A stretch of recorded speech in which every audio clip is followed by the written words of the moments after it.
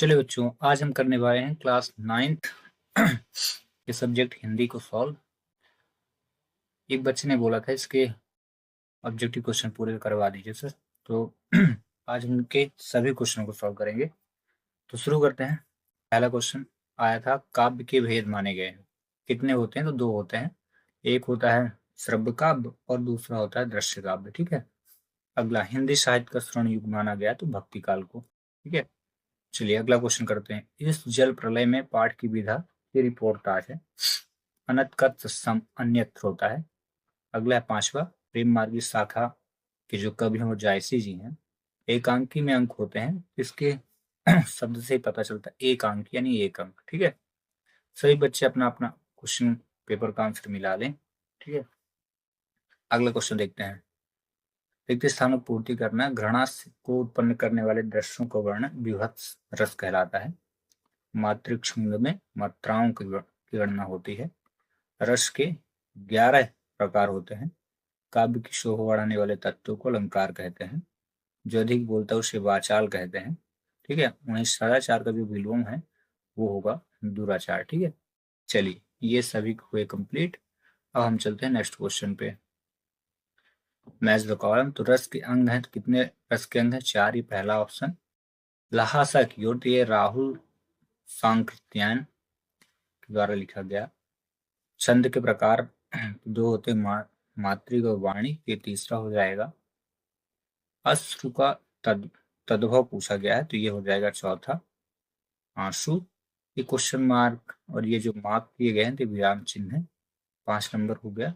और वहीं अस्त्र का जो अर्थ है, जो हथियार फेंक कर चलाया जाता है उसे अस्त्र कहते हैं। इस 6वां नंबर है।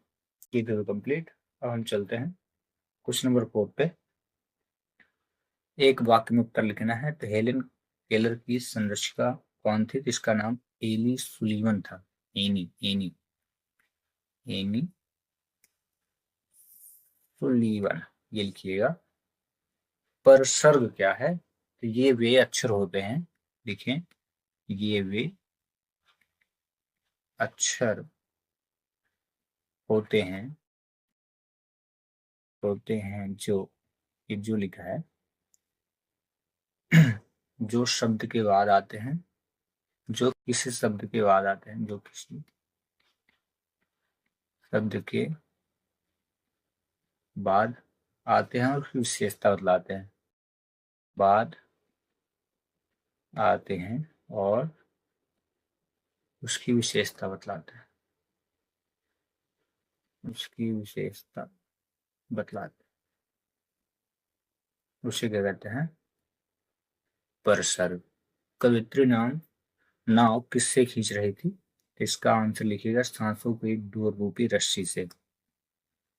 सांसों की डोर रूपी रस्सी से खींच रही थी।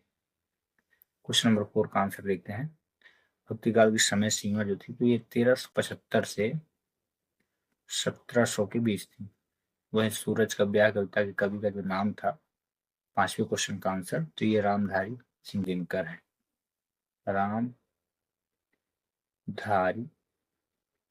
सिंह दिनकर। और लास्ट है मेजबान कहानी कहाँ की लोक कथा थी? लोक कथा। ठीक है। तो ये बुंदेलखंड की थी, लिखिएगा बुंदेलखंड।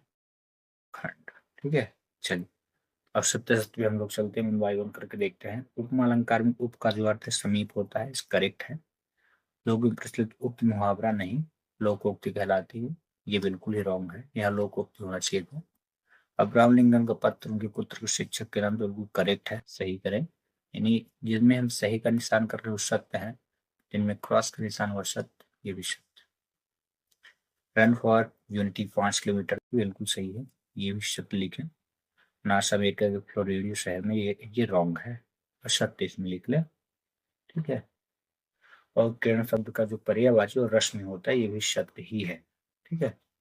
इस प्रकार पांचों पांचों क्वेश्चन हुए, बाकी क्वेश्चनों को आप देख लें। ठीक है। हाँ, इन क्वेश्चनों में से किस, अगर कोई क्वेश्चन आपसे नहीं बनता है तो आप कमेंट्स करें, मैं इन क्वेश्चनों के आंसर आपको 1 बाय 1 करके अकॉर्डिंग टू लेक्चर आपको रिकमेंड करा दूंगा। ठीक है। ये सभी क्वेश्चन देख लें, किस प्रकार के क्वेश्चन आए थे। ठीक है, ये क्वेश्चन नंबर 19 का पैसेज है। किसी को दिक्कत इन क्वेश्चनों के आंसर में, they can comments, then after this I will send you all answer। अभी एक क्वेश्चन 21 है, बहुत अच्छा है। प्रश्न तो उत्तर लिखना है। जब धर्म और जाति के आधार पर राष्ट्र से अलग होने के प्रयास होते हैं तो ये राष्ट्रीय एकता के खतरा के लिए खतरा बढ़ जाता है। प्रत्येक स्वतंत्र राष्ट्र के लिए राष्ट्रीय एकता की भावना होनी चाहिए। राष्ट्रीय एकता के आदर्श को व्यवहार में लाना ही राष्ट्र के प्रति हमारा कर्तव्य। बहुत अच्छा पैसेज। इसमें देखिए, ये पैसेज था, इसका पूछा विज्ञान सटीक शीर्षक क्या है। तो इसी पैसेज के अकॉर्डिंग आपको इसका आंसर करना है, ठीक ना। तो इसका आंसर आप लिख दें, राष्ट्र के प्रति हमारा कर्तव्य, ठीक ना। अगला, राष्ट्र के लिए हमारा क्या कर्तव्य है, तो क्या है यहाँ पे, राष्ट्रीय एकता के आदर्श को व्यवहार में लाना। समझ गए, राष्ट्रीय एकता के आदर्श को व्यवहार में लाना, तो दूसरे का आंसर हो जाएगा। और तीसरा, राष्ट्रीय एकता के लिए खतरा कब बढ़ जाता है, तो यहाँ पे देखें, खतरा बढ़ जाता है तो ये जब धर्म और जाति के आधार पर राष्ट्र से अलग होने के प्रयास होते हैं, तब ऐसी कंडीशन। तीसरा आंसर। अथवा में भी यही सारी थी। सावधान मनुष्य, यदि विज्ञान है तलवार से फेंक तज कर मुंह स्मृति के सार, हो चुका है सिद्ध है तू शिशु हुई अज्ञान, फूल कांटों की तुझे कुछ भी नहीं पहचान। इसका शीर्षक, अर्थ और विधि। और ये क्वेश्चन नंबर 22 और लास्ट में आता है निबंध। तीन क्वेश्चनों को, किसी भी क्वेश्चन के आंसर चाहिए तो आप एक बार कमेंट्स करें, इनके आंसर आपको